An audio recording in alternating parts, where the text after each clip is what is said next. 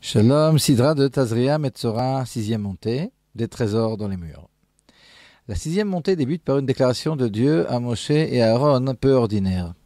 Dites au Bnei Israël, leur ordonne Dieu, que lorsqu'ils arriveront en terre de Canaan que je leur donne en héritage, je frapperai leur maison de la plaie de Tsarat. Puis la Torah décrit le traitement que doit subir une maison frappée d'une telle plaie. Le Rambam explique que la Tsarat ne frappait pas directement la peau du Baal Lashon Hara, du médisant, mais frappait tout d'abord les murs de sa maison. S'il ne se reprenait pas jusqu'à ce que la maison ait besoin d'être détruite, ses ustensiles en cuir étaient frappés.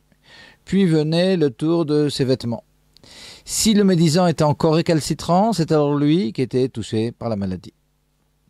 Pour en revenir à la première étape, celle de la Tsarat des pierres des habitations, il nous faut comprendre pourquoi cette nouvelle est présentée comme une nouvelle, une promesse faite au Bnei Israël lorsqu'ils arriveront en Eretz Canaan, comme si c'était une bonne nouvelle. Cette intrigue trouve une réponse dans le Midrash apporté par Rashi. La nouvelle de cette plaie qu'elle ait touché les maisons avait en effet un bon aspect aussi. Les Émorim, nous dit le Midrash, sachant que les Bnei Israël allaient arriver en Eretz Canaan, allaient conquérir la terre, les chasser et les déposséder de leur maison. Ceci était connu depuis le Brit Ben Avetarim, l'alliance d'entre le morceau entre Dieu et Abraham Avinu. Les Morim décidèrent de cacher leur or, nous dit le Midrash, dans les murs de leur maison, espérant un jour revenir et récupérer leurs biens. Or, la plaie qui allait toucher les maisons, finalement, allait permettre au Bnei Israël de découvrir ces trésors.